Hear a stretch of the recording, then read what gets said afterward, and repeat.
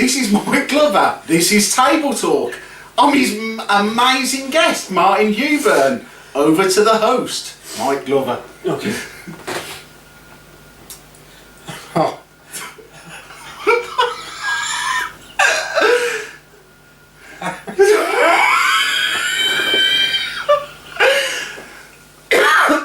This has just ended up like a surreal version of Beavis and Butthead.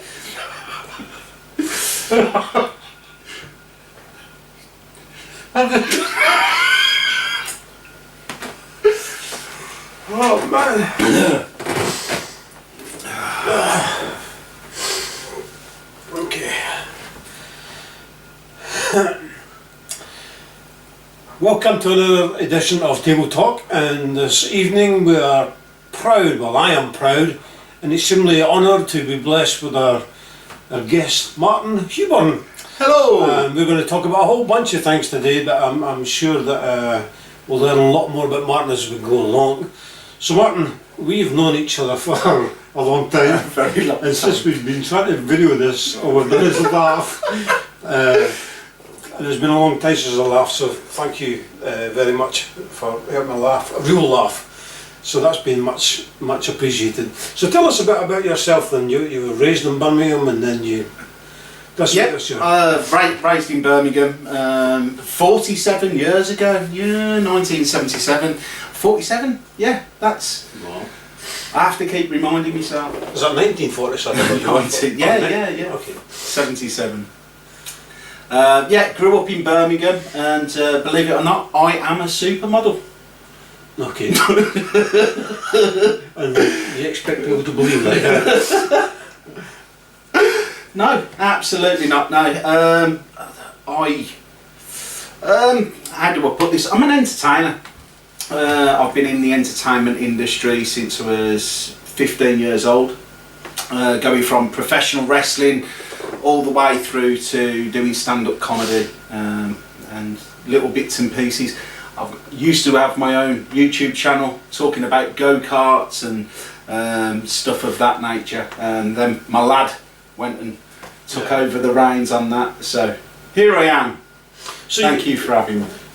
Yeah, always welcome. So you mentioned there that you done American wrestling and things. Now that was in the US, yeah? So well, how did you end up there? Okay, here we go. I actually trained to be a wrestler here in Britain. It was while I was living in England, and I started wrestling when I was 15, and then ended up doing the holiday camps over here, developing my craft, and a wonderful opportunity, we'll call it an opportunity, arose in 2001 for me to go and move over to the US, go and wrestle over there. So I moved to the US in 2000, moved all my belongings there in 2001, and then stayed there till 2006. So what did you have a name? Yes. What was the name? Tell us the name. It's Marty. Marty. Marty. The wrestling name was Poison. Poison. Okay. And what did you have that music coming in as you were going in? Alice Cooper. Poison. Cooper, yeah, brilliant song, all that song. Absolutely. Yeah. So obviously you must have had a bigger audience over there in terms of wrestling. Or the thing is because I never got to the glitz and glamour of the WWE or WCW or it was what actually drove me over there. I saw a documentary. It was a Louis Theroux documentary. Okay. And he was doing like a series of documentaries called Weird and Wonderful Weekends, and he was in America and he was going through, like working with Jolly Ranchers and these people, and he come across a wrestling group in North Carolina called the AIWF. So anyway, I was watching this documentary. I was it's wrestling, and it fascinated me how similar it is to how wrestling is back here, because you'd think that the audiences are bigger and how how the wrestling industry behind, backstage, as we call it, how exactly similar it was over there as it is to what I'd grew up with. And it absolutely blew my mind that there's not much difference. So that when I made the jump to the US, there really wasn't much difference between wrestling here, or I could have been wrestling anywhere, that the setup was exactly the same. So when I was younger, I used to watch things like Giant Haystacks and Big Daddy and all those people, and I'm sure you could put a lot of people out their misery right now, because people will be watching thinking, are these guys really doing what they're doing to each other? Okay. Or how much of an act is going on? You're gonna get me shot. You don't have to go there. I'll go there. Okay, so professional wrestling, or the art of professional wrestling. Vince McMahon come out quite a few years ago and going, this is violent soap opera. It's wrestling is full contact, so it's full. All the bumps, the bruises, they're all real. Are you trying to take someone's head off? In a theatrical sense, yes, but you're not trying to actually kill the guy that you're in the ring with. So yeah, it's a violent soap opera. It's full contact. They're both of the wrestlers in the ring are athletes. They're fully trained. Accidents happen, mistakes happen, injuries happen. I could list of the injuries. I've torn left rotator cuff. I've had my nose broke 5 times. I've had 2 concussions. I've been knocked out. Yeah. So the list of injuries, even though it's choreographed entertainment, we are full contact in there. It's a case of the people that you're working with, all the stuff off the top rope, they are actually landing on you. You have got to catch the guy, and so the injuries rack up pretty quick. So I met you a few years back now, and even then you seem to have this bigger than life personality, if you wish. It's all a lie. It's absolute facade. No, but because part of the things that drew me to you when we first met was the honesty. I think the vulnerability, and just the passion. Whatever it is you were doing, you were just absolutely passionate about it, and I found that very infectious. And that's a good call. Poison, infectious. Yeah, I like it. But in a nice way. Yeah. It's not going to kill me. But it's definitely has that, and I wonder sometimes if people get that mixed up with arrogance, or they don't know how to understand you. They don't, because a lot of people haven't known you as long as I have. So yeah. No, and I think you're right. There is, and I've said this for years, there is a fine line between being confident and egotistical. There is a very, very fine line. I am. I'm confident in my abilities, whether it be as a wrestler, whether it be as a comedian, whether it be preaching behind the pulpit. You've got to be confident. You've got to have a confidence in yourself. And the reason I say this is because if your audience suspects any kind of audiences can smell a lie. If I talk about something that I haven't experienced on stage, people know they can see through a facade. But where it does actually, and this is, I say it is a lie, and the reason why is I've trained myself to be this confident. I'm quite shy. I'm quite an introvert. When I was in America, I got involved with network marketing, and I was doing. I think it's called Amway or something over here. It was Long story short, you're putting your own little micro business and you're attached to somebody else, and they train you how to run your little micro business, and what you've got to do is try and get people on board to train them how to do their own micro business. And one of the challenges we had is you had to go and literally speak and introduce yourself to, I think it was about 30 people. And you've got to get these people's names, otherwise it doesn't count. And it was like one of the challenges for a weekend. And I was the person, I was always quietly confident as a wrestler, because I was in the US. So I was confident in my ability, but I wasn't confident in me. I wasn't comfortable in me, and I'm still not. I still question everything that I do. But I taught myself how to go and make friends with people. Literally develop contacts, develop relationships. You can't develop relationships until you're ready and willing to talk to people. And it's the same with Christianity. Until you're willing to share the good news with somebody, you're never going to do it, because you're always going, oh, I'm going to say the wrong things, I'm going to do the wrong things, I'm going to make a fool of myself. And it isn't until you actually realise that people want to be spoke to. Some people want to be left alone, but people want to be spoke to. And people want to be spoken to about them. And that was a second lesson that I learned, is if you want to make friends with people, you've got to talk to people about them. People are fascinating. Yeah, but like I said, when we first met, I think we were at the Great Bar, and I still remember to this day, was that a black car you had? Was that a black? The Toyota Celica. The one that kept breaking down and things. Was that the one? No, it broke down once and I ran out of petrol. Get over it. Yeah. It happened once. I remember it very well. But I remember your first visit to our house and things, and just chatting and things like that, and getting to know you a little bit in your journey with Christ, if you wish. Yeah. So talk us through that. How did that happen? Well, so America was. I used to say America was supposed to be my field of dreams, and it ended up becoming my playground of disappointment.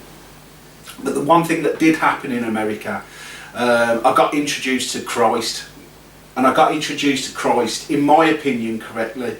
There was somebody, and I'm glad I brought that up as well. So when I was doing Amway, or whatever it's called now, because they've changed guises, there was a guy that was one of my business mentors, and he was a Christian. And in the southern states, everybody professes to be a Christian. Yeah. Yeah. So you've obviously got the Southern Baptists, you've got the Pentecostals, you've got people from all different ranges. I've got no, other than the Church of England and Catholicism, I've got no real religious understanding of anything. I'm kind of, at this point in time, I've come across a few Baptists and they're very, very judgmental. I've come across a few charismatic Christians, and they're off, I don't want to say off the planet, but some of the stuff that they were saying didn't make any sense, and I felt from the Christ that my understanding was things didn't match up with the Christ that I assumed. Yeah.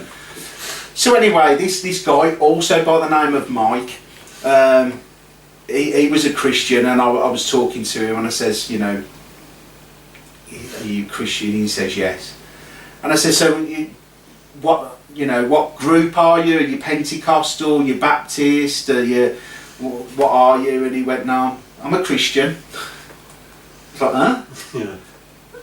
What do you mean? He said, oh, I'm non-denominational. I was like, what does that mean? How do you spell that? yeah. What?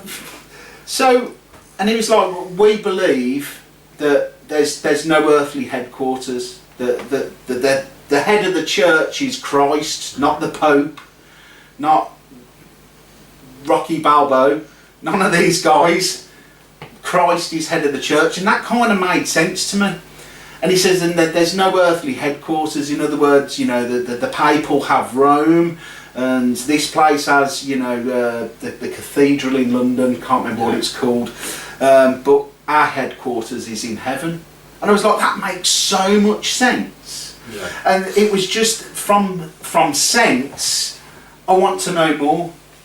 So when I actually come back from the US, because I'd outstayed my welcome and burnt the bridges, I came back. I ended up in a relationship with a girl, and anyway, that relationship ran its course after about 2 years, and I just got to this point of life. I hear so many people say they've got to the bottom of life, and that's where I found Christ. And I didn't. I come to the crossroads. I had two choices. I could either go direction A or I could go direction B. Yeah. And I don't believe in this bottom of life, because I'd witnessed the bottom of life while I was in the US, to a point that I didn't know if I was going to recover. The whole situation was, it had just got really, really ugly. So I knew I'd got to this crossroads, and I knew that I could go one way and it'd lead to probably self-destruction, or I could choose life. It's sounding like train spotting now. Yeah. I chose to choose life. So in the back of my head, I just remembered these things: non-denominational, heavenly headquarters, non-denominational, heavenly headquarters. So the first place I went was the Church of England, and somebody was getting christened, an adult getting christened, and I was sat at the back. I had a baseball cap on, conspicuous, sitting at the back. I don't really want anyone to talk to me. I've got nothing to add to this situation. I'm not in my squared circle, should we say. I'm really not in my environment at all. So I've sat at the back. I've got a baseball cap on. So anyway, at the end of the meeting, the church, the vicar's doing the whole "pleased to meet you" thing. Peace be with you. And I mean, if that's how it goes, I'm sure they've got a passage of Bible missed from that whole thing. So anyway, I've been one of the first out, and I've shook his hand. He's gone, peace be with you, and I said, yeah, sound. And he's gone, but it would have been better if you'd have actually took your baseball cap off, because the Bible says something about men and covering heads and stuff, and wasn't quite right. And the best retort I had was, "So I'm not Christian." And the look on his face, and I was like, see, this is the problem I've got here, is too much judgment within religious groups. That's not the Christ that I want in my life. It's not the Christ that I need right now. I'm already judging myself. I don't need someone else to do it for me. So a friend of mine, their son was getting sprinkled in the Catholic church, so I went to the Catholic church. I was like, maybe that's for me. Cap on? No cap on this time. No cap, I'd learnt my lesson. So anyway, the geezer at the front, he hadn't even said kneel down, stand up, do this, do that, and they were just regimented. Like, they were kneeling, they knew what time they're supposed to be kneeling, like you could have set your watch by it. Yeah. They were standing up, they were blah, blah, blah, blah, blah. I had no idea what the whole thing was about, and I was like, this don't feel right, this feels too regimented, this doesn't feel free-spirited, this feels like somebody's cracking a whip at the front of the room, and if they don't do, they just felt trained, as if it had been, what's the word I'm looking for, like, almost like, when you're trying to train a dog, and you don't want them, to beg for food and stuff, and you zap them. It felt like that. Yeah. So it's like, it's not for me. And again, in the back of my head, non-denominational. So I went home, I got on my PC and went, non-denominational church, Birmingham, and your face showed up. And I thought, that's the place for me. He looks like a pushover, I can handle him. So I ended up at your house about a week later. Yeah, I remember. Thanks, pal. It was good because one of the things we talked about was how much we actually did have in common. Yeah. You know, we've had our drug problems, we've had our alcohol problems, we've had all that stuff. And it was just great to be with somebody who's been there, done that, got the t-shirt. Because I think, go back to what you were saying earlier, you know, you're trying to sell somebody a lie in terms of you're trying to talk about something you've never experienced. But like you said, with Christianity, I've witnessed it, I'm sure you have, where you've had people preaching or teaching on a topic you know that they've just never experienced. Yeah. And that for me is the beauty from the dark places that we come from, is we've got that experience. That's not to say what other people have got to say is invalid, but you could connect with people because you've been there, done that, and got the t-shirt. Yeah, I totally agree. And here's another thing as well, is it may have been like that for you, but it was also for me. I remember saying, thank you for welcoming me to your church, and your reply was, it's not my church, church belongs to Christ. But I remember talking to you, and I think it was 2 or 3 hours, we had a real long sort of chat, getting to know one another. And I was also amazed of how similar you were to me, and how much you could relate to me, how much I could trust you, because I knew I was talking to somebody that I could be open and transparent with. You know, I haven't always found it that easy to be transparent. But also, I'd kind of, before I started the journey looking for Christ, properly looking for Christ, I said there was 2 things. I never want to lose my passion, because my passion for life, my passion for everything that I take on, is, I feel that that's one of my strong points, probably one of my weaknesses as well. It's like you said, in regards to people see that passion and all of a sudden it gets misconstrued for arrogance or egotistical. But like I said, coming here, having someone to relate to, and I said there was going to be 2 things. I need to be transparent, because Christ sees everything, he knows everything, he sees everything, he hears everything. I can't hide anything from him. And if his people are truly his people, they're not going to judge me. In fact, quite the opposite. So if they're representative of Christ, then they're going to treat me exactly the same as Christ. And that's how I felt about the whole thing. I knew I could trust you. We've been through a lot together over the years that you spent at Great Bar. You've seen my family grow. You've seen me grow, and you know, I'm glad I made the choices that I did. I'm glad that I stayed still at the crossroads long enough to listen to what God had got to say to me. And I'm really, we were talking about this earlier, I'm really grateful for the fact that Isaac's first words was Mike. There were. All those bits of babysitting paid off. But yeah. So, Mike. So I want to talk to you. You mentioned a little there about your personality and things. Mm-hmm. Now, not long ago you were recently diagnosed. Was it bipolar? No. It was quite a while back. In fact, was that a while ago now? Yeah, a long time ago. Okay. I got diagnosed with cyclothymia, which is, it's a milder form of bipolar. Oh, right. Okay. Right. So with bipolar, you've got the north. Okay. The reason bipolar is 2 poles, which it really isn't. It's 1 pole, and you've got a north pole and you've got a south pole. Okay. So on the north pole is manic state, and on the south pole is depressive state. Mm-hmm.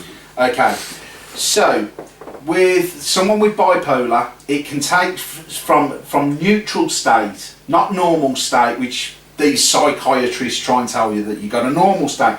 Neutral state is where I like to call this, which is right in the middle somewhere. for someone with bipolar to go from neutral state to north or to south pole can take absolute months. The problem is once they're at the pole, they stay there months, and it takes longer to get back to neutral state. With cyclothymia, we're talking days. So from neutral state to north pole, because the north pole isn't quite as high, so you end up in manic state, it takes about 2 or 3 days. And you stay there, it's usually about 2 weeks, and then you'll come back to the neutral state, and then you'll go through the depressive state. And it all depends on all like contributing factors. So if everything in your life's going really well, you're going to stay in manic state a lot longer. If life is throwing lemons at you, you're going to stay in that southern pole for a little longer. And that's, you know, that's the turmoils and the excitement of life. So it's where the poles are concerned, it doesn't take as long to get there. You don't tend to stay in the manic or the depressive states as long, but it is on the same tree as bipolar. But for some people it would be like a sensitive issue and they don't really want to talk about it, so I appreciate you giving us an insight to that. But on a transparent, on a plastic, on an everyday, well, how do I put it? As you're going through your life, does that come through in your life in terms of, can people see it, or is it something hidden within, or does people just see the effects? No, again, I think people see it, again, because it doesn't take as long. Okay, and this is just what I'm finding. I'm not saying I'm not saying that I'm a psychiatrist or an expert with this. This is just from my own personal experiences. Again, it's probably where the passion comes from. My passion with stuff.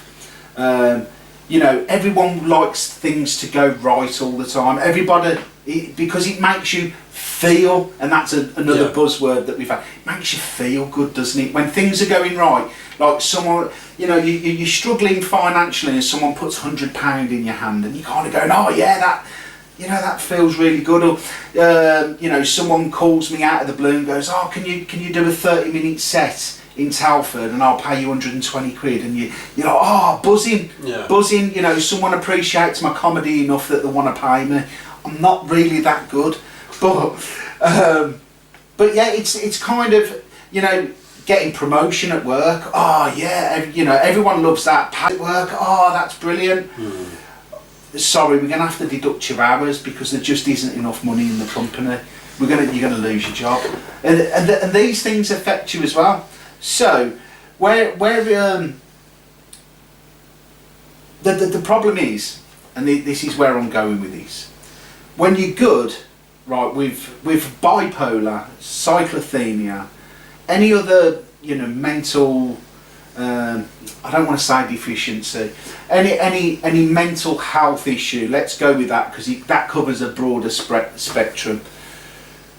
It's amplified, because you don't necessarily know how to control it when it's out of control.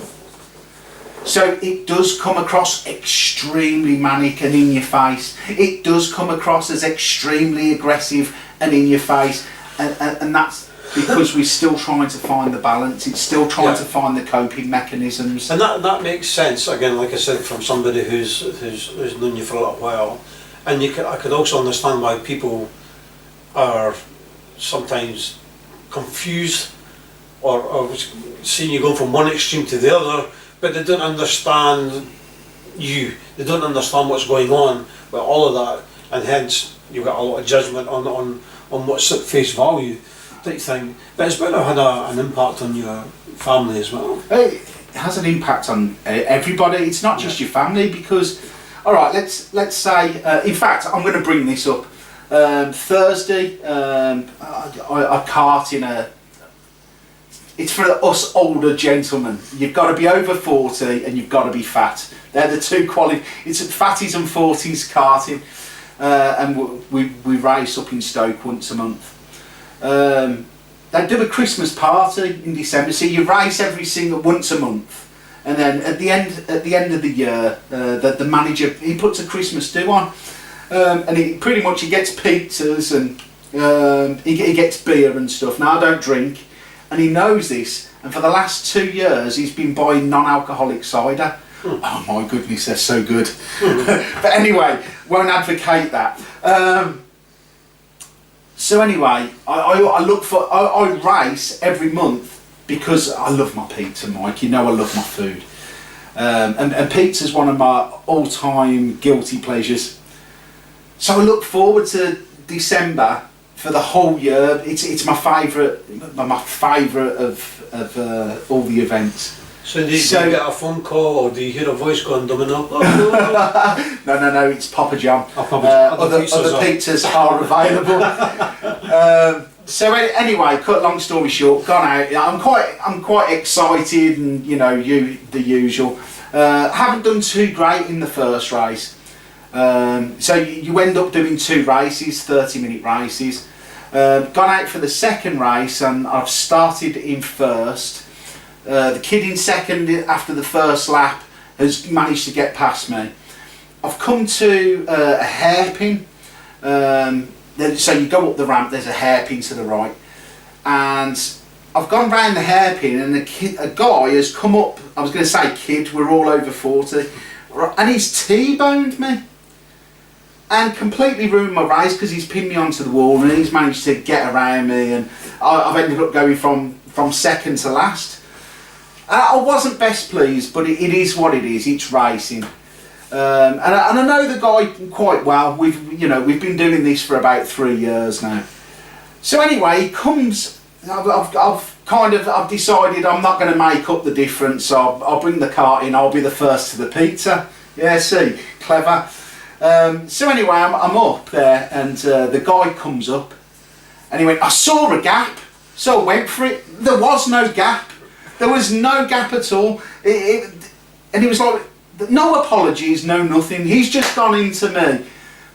Well, I've gone from top end to bottom end in about 3 seconds flat, because it's just dawned on me that this guy's not apologising. He's telling me that that's my fault. Yeah. I've gone off the clock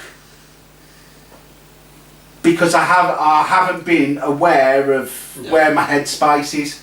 So I've lost it, and I've lost all composure.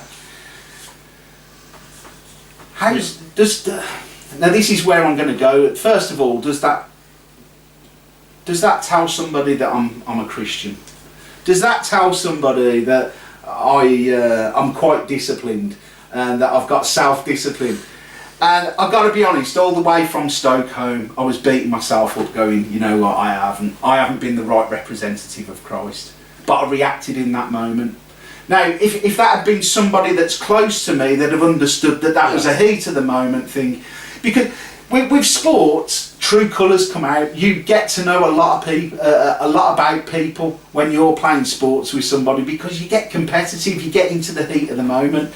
But then when you put a mental health condition in the middle of it, and don't get me wrong, I'm not trying to make excuses here. I understand. I wasn't aware of the headspace I was in. I didn't realise how to react. I get on normally really well with this guy, but the reaction, unfortunately, has probably drove a wedge between us. So you talked about in terms of your being a Christian, and those are the moments like you realise afterwards, after the fact, that maybe that wasn't very Christ-like, but at the same time God understands more than anybody else for those things. But just before we finish up, I wanted to talk to you about your comedy. Okay, of course. Because maybe you're talking into it, but I remember having a conversation with you about that. It appears that some Christians didn't think that a Christian should be a comedian for X, Y, Z and reason and type things like that. So talk us through that. Yeah. Well, I don't know if he watches. I hope he does. Right. Do you remember Caleb? Yep. Okay, Caleb and Steph. Well, Caleb had got tickets for one of the NFL games over here. and he knows that I'm really big into my NFL. I love NFL. I've loved NFL since I was 8 years old. I realised it was a sport for fatties. I could play, I was a fatty, yeah! So I was really big into my American football. Well, it's a long drive down to London. It's the same long drive, 2 hours. And we got talking in the car, and this was, you know, really good bonding time, because, you know, I was getting to learn. In fact, I didn't learn much about him at all. He asked me a question, it took me 2 hours to answer it. So by the time we got to London, he'd learnt all about it. And then he asked another question on the way back home, and he was just full of questions. And he was like, your life's so fascinating, you're going to have to write a book. So, and I was like, that's a really good idea, I really want to write a book, this is true. And as I started writing the book, my mum had bought me tickets to go and watch John Bishop. So me and Sarah had gone to see John Bishop, and I saw that most of his jokes or his stories were stories about his life.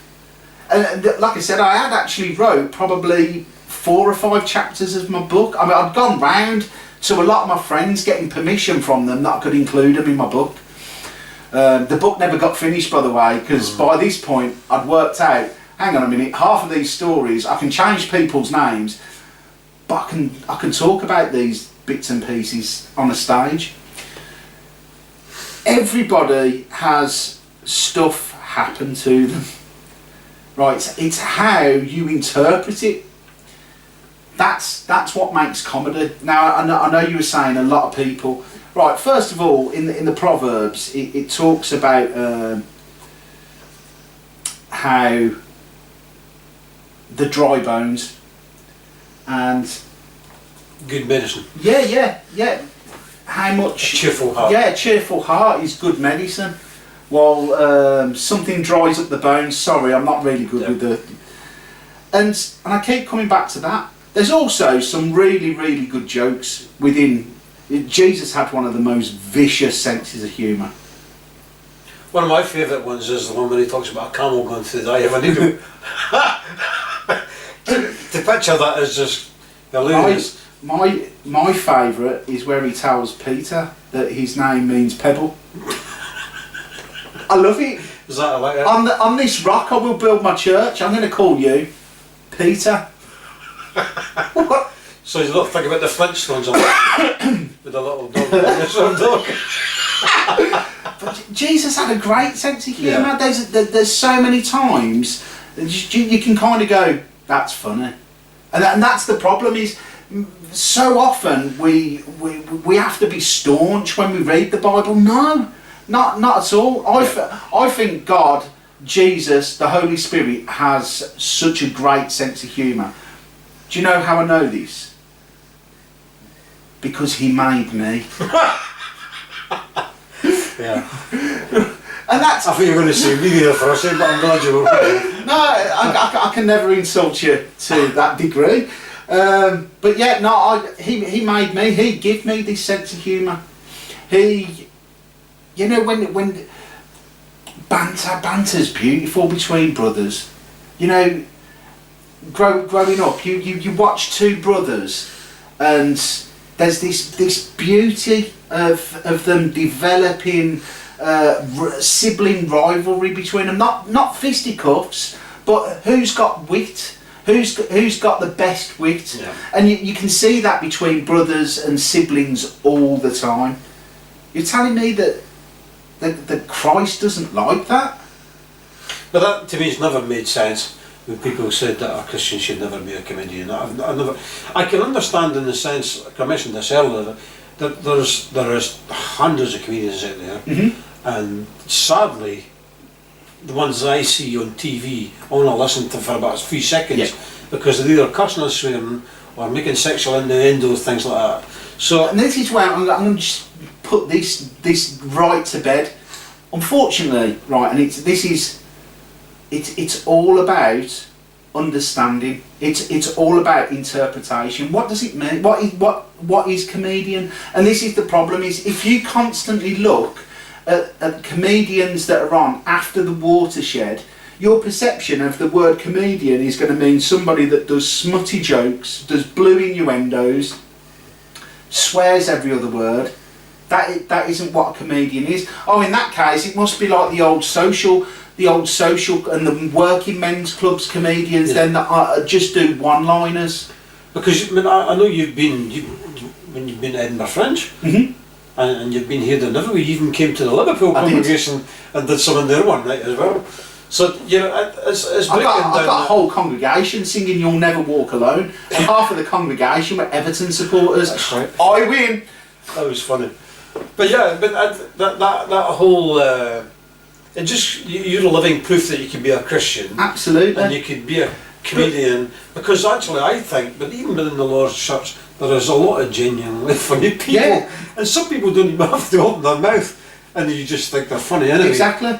So let me ask you this, because we need to wrap up now. In terms of if Christians wanted to watch somebody, a comedian, who was genuine, funny, but clean, and none of that stuff, is there people on your list? Plenty.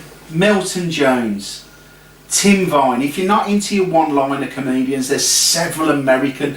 Rick Roberts over in the US is, in my opinion, one of the funniest comedians in the world right now. There's so many comedians that are Christian over in the States. There's Andy Kind over here is probably, in my opinion, the funniest comedian in this country. He's so good, he's so naturally witty, he's got beautiful, playful banter. There's no swear words, there's no innuendos. No. He's just what I call is pure, unadulterated fun. You know, that anybody can see. There you go. That's my opinion behind it. Rick Roberts, Andy Kind, Josephine Enright, who used to be in Phoenix Night. There's so many of them. And Martin Huber. Martin, has been an absolute pleasure. It's been awesome talking about old days and seeing how you've grown and developed in your faith. You answer as a constant encouragement to Fumi and I, and we hope and pray that our relationships get stronger and closer, and maybe one day God will give you a sense of humour. You too. God bless you. God bless you all. Thank you. Bye. Okay.